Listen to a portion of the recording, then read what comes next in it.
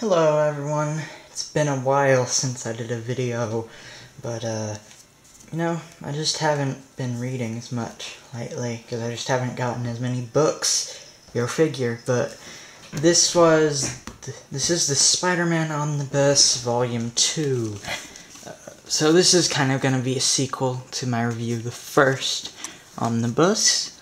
Okay, so now that the dust jacket is off, we can look inside a bit. So, just to start off this video, I'll tell what this book basically is. It's basically the John Romita years of Spider-Man. So, this is when they started to figure out the character a bit more. Steve Ditko's not doing the book anymore, because he left Marvel Comics after issue 38 of Spider-Man. So we have a new direction, not just in terms of artwork, but just in terms of stories in general. As the Steve Ditko comics were kind of depressing to read in their later issues, because it just felt like Spider-Man couldn't ever succeed at anything. And we kind of get to see Peter Parker's life go in a more positive direction, starting with these stories, especially in the earlier issues by John Romita. So it's a very interesting time for the character.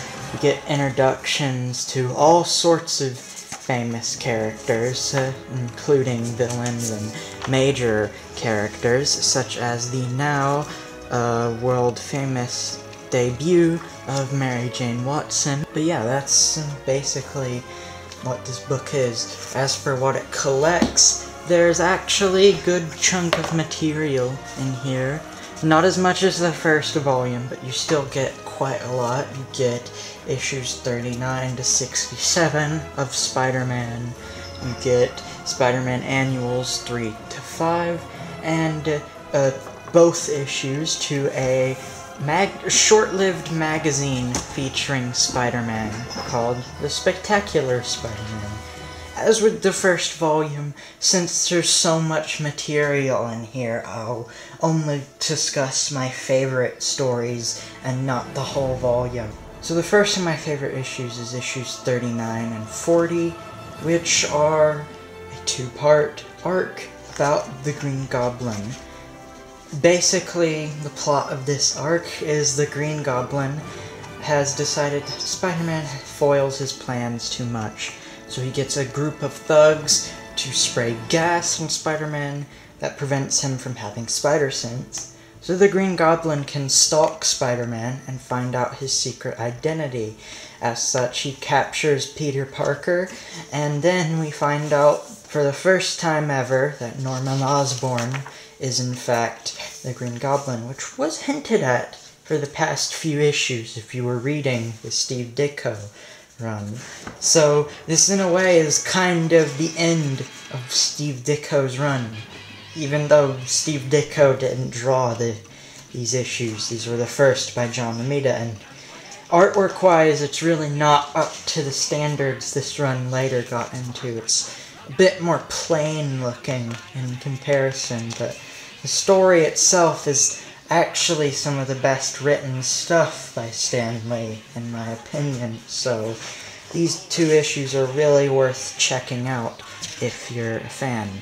The next of my favorite issues is Spider-Man Annual number 3, which basically is just about the Avengers want Spider-Man to join, and they try to test if he's ready to join by having him capture the Hulk.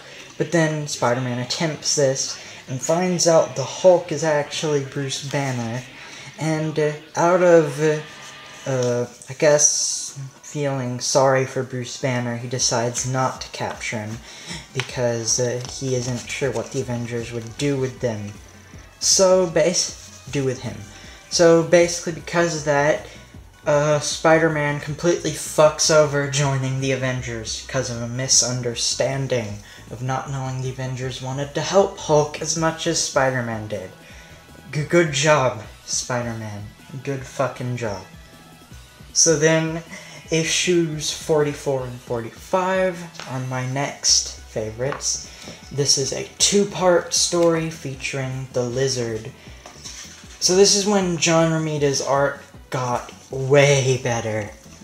I don't know how well this will show up on camera, but he starts to do these larger panels more. It's not as cluttered in the art department.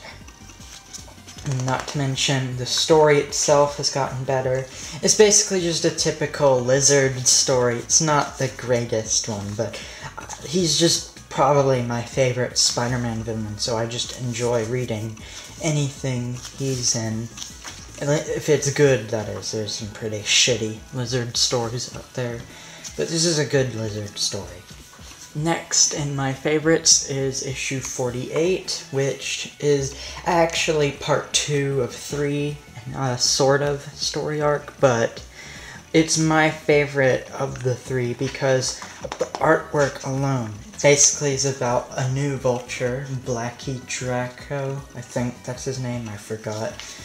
But basically you just really feel like you're in the air when you're reading this, because there's so many high camera angles, and it just is really breathtaking to see how much detail is put into the stuff below. It's truly fascinating to look at, and the story itself is a pretty entertaining read too. Next on my favorites is yet another story arc.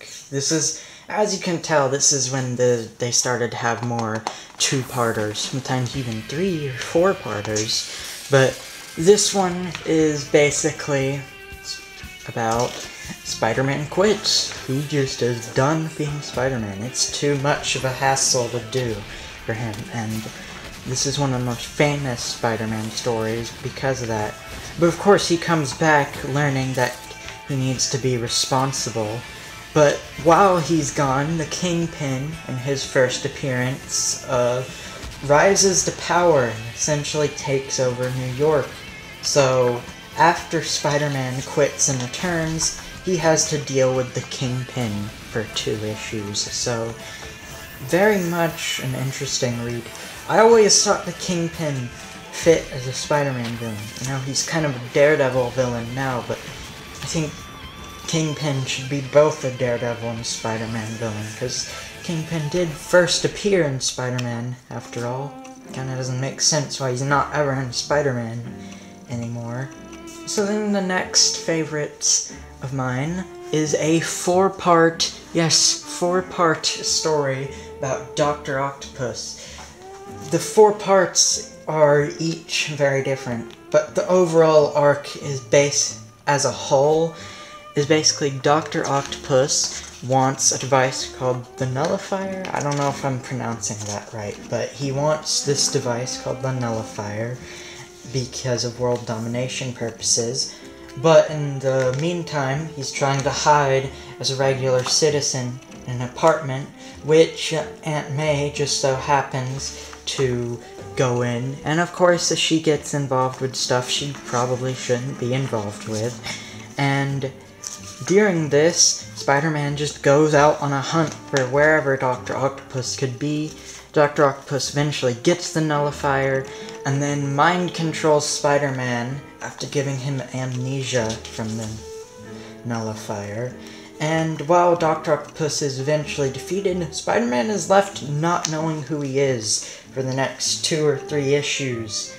So, yeah, very interesting read. Next up on my favorites is Spectacular Spider-Man Magazine issue 1. So one of the things to note about this art-wise is that it's all in black and white, because back then magazines were in black and white usually, and so you really get to see an interesting type of artwork. It's still by John Romita, of course, but it's very much I guess film noir in terms of how it's done. It's very interesting. But the plot itself is interesting too. It's basically, there's just a corrupt politician. I forgot what his motives were, but basically, he's just an evil dude trying to run for mayor of New York or something. Creates a monster, of course, monster in the process, and Spider-Man has to stop both of them. but then he discovers the monster doesn't really want to hurt anyone. It's just whatever the experiments this guy has put onto the monster has just caused him so much pain that he just really wants to destroy everything. It's a really interesting read. I quite like it. Also in this issue, you get a little 10-page origin of Spider-Man. It's a pretty decent read. It's not that much different from normal Spider-Man origin, but it's still worthy to note because if you've seen the 60s Spider-Man show, that show basically just used this particular telling of the Spider-Man origin scene by scene. Like, literally, the dialogue is like almost exactly the same. Next up on my favorites is issues 63 to 65. This is a 3-part story. The first 2 parts involve the return of the original Vulture, and basically he's out for revenge on Spider-Man and the Vulture, who ended up stealing his name in the process. And while Spider-Man does defeat the Vulture, Spider-Man basically just passes out completely from being numb. I don't remember why, it was probably cold or something. Yeah, you'll notice they reuse that plotline a lot during these issues. But because of that, since Spider-Man is wanted by the police for various reasons in all of the stories, he ends up getting put in prison, so he has to escape prison. Issues 66 and 67 are my next favorites. They aren't particularly groundbreaking, but I just like them because it's about Mysterio, who's one of my favorite Spider-Man villains. And you get to see Mysterio make Spider-Man think he's only 6 inches tall, and he's stuck inside of a little toy carnival set or something, I don't remember, but it's pretty cool to read. Then you also have my last favorite is actually my overall favorite in here, Spectacular Spider-Man issue 2, which receives the return of the Green Goblin, because if you've been reading all of these issues, you'll know that Norman Osborn has been getting PTSD of sorts of the Green Goblin from seeing him and Spider-Man mentioned, and eventually his memory comes back to him that he was the Green Goblin.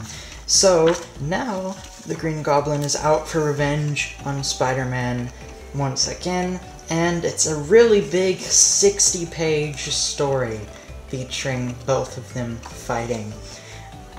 Actually, this issue also inspired a few scenes in the 90s Spider-Man show and the 2002 Spider-Man movie, because there's a part, or I don't know if I can find a page, but there's a part in this particular story where Norman Osborn invites Peter to dinner with a bunch of his friends, so Norman can attempt to reveal both of their identities, or something like that, but of course he fails, because Peter is smarter than that.